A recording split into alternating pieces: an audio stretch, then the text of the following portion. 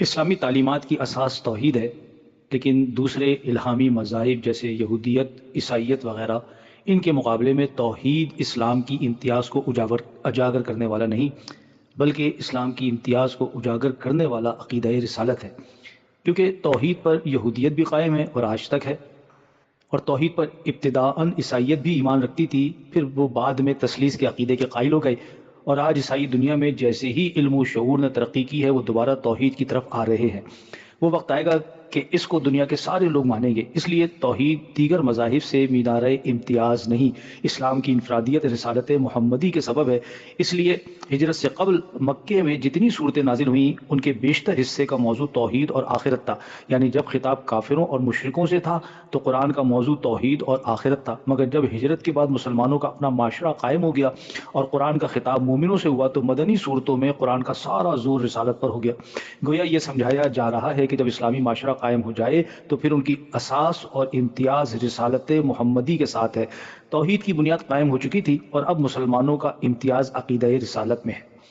پوری دنیا میں اسلام کے خلاف جتنے فتنے اٹھے ہیں اور اٹھ رہے ہیں، عالمی سطح کا کوئی ایک بھی فتنہ توحید کے خلاف نہیں، بلکہ سارے کے سارے عقیدہ رسالت کے خلاف ہیں۔ مسلمہ کذاب سے لے کر مرزائیت تک کوئی ایک فتنہ بھی توحید کے خلاف نہ تھا بلکہ رسالت کے خلاف تھا۔ لادینیت کا فتنہ بھی توحید کے خلاف نہیں بلکہ رسالت کے خلاف ہے، کیونکہ توحید فکر ہے اور رسالت اس کا نظام ہے، اور آج عالم مغرب کا حملہ توحید کی فکر پر نہیں بلکہ رسالت کے نظام پر ہے۔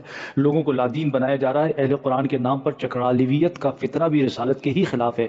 کسی ایک یہودی کی کتاب ایسی نہیں دیکھی گئی کہ جس نے توحید کے خلاف لکھا ہو، سب کا ٹارگٹ رسالت محمدی ہے۔ سلمان رشدی بھی رسالت کے خلاف بولتا ہے۔ ان تمام فتنوں کے تناظر میں دیکھیں کہ کیا وجہ ہے کہ تمام کے تمام کا حملہ عقیدہ رسالت کے خلاف کیوں ہو رہا ہے؟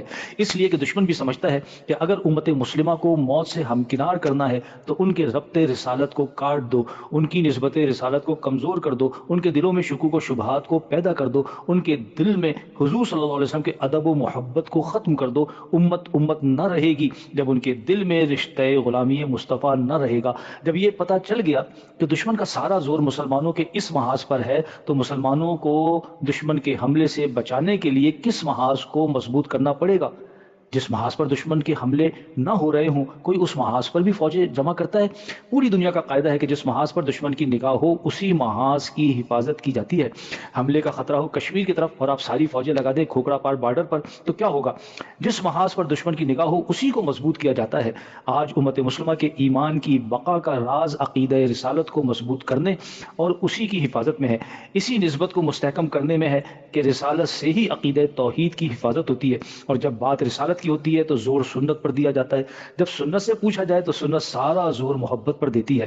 سنت کا تصور ہی نہیں بغیر محبت کے، محبت کے بغیر پیروی منافقت ہے، محبت کے ساتھ پیروی سنت ہے۔ تو آج اسلام کی وہی دعوت اور وہی تبلیغ برحق ہے کہ جس کا عنوان توحید بذریعہ رسالت ہو، توحید بواسطہ رسالت ہو، اور جس تبلیغ کا زور بلا واسطہ رسالت ہو وہ تبلیغ نہیں بلکہ تخریب ہے، شر ہے۔ اس سے اسلام کی بنیادیں مزید کھوکھلی ہو جائیں گی۔ اس لیے اس بات کی ضرورت ہے کہ لوگوں کے دلوں میں حضور اقدس صلی اللہ علیہ وسلم کی محبت اور ادب کو پیدا کیا جائے تاکہ سب کا ربط بارگاہ نبوت سے قائم ہو جائے۔ اس لیے اللہ عز و جل نے اس بات پر بڑا زور دیا۔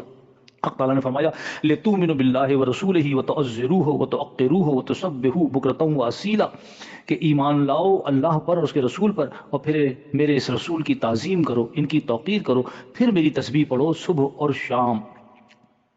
اللہ عز و جل نے ایمان کے فوراً بعد حضور کی تعظیم و توقیر کا حکم دیا اور پھر اپنی تسبیح کا حکم دیا۔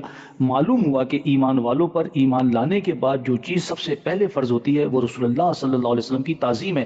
اس کے علاوہ حق تعالیٰ نے ایک اور مقام پہ فرمایا کہ فَالَّذِينَ آمَنُوا بِهِ وَازَّرُوهُ وَنَصَرُوهُ وَاتَّبَعُوا النُّورَ الَّذِي أُنزِلَ مَعَهُ أُولَٰئِكَ هُمُ الْمُفْلِحُونَ، کہ پس جو لوگ ایمان لائے اور پھر میرے اس نبی کی تعظیم کی اور ان کی مدد کی اور اس نور کی اتباع کی یعنی قرآن کی جو ان پر نازل ہوا، فَأُولَٰئِكَ الَّذِينَ أُولَٰئِكَ هُمُ الْمُفْلِحُونَ، وہی لوگ فلاح پانے والے ہیں۔ قرآن نے اس آیت میں بھی ایمان کے بعد حضور کی تعظیم کو فرض کیا، پھر قرآن کی پیروی کا حکم دیا۔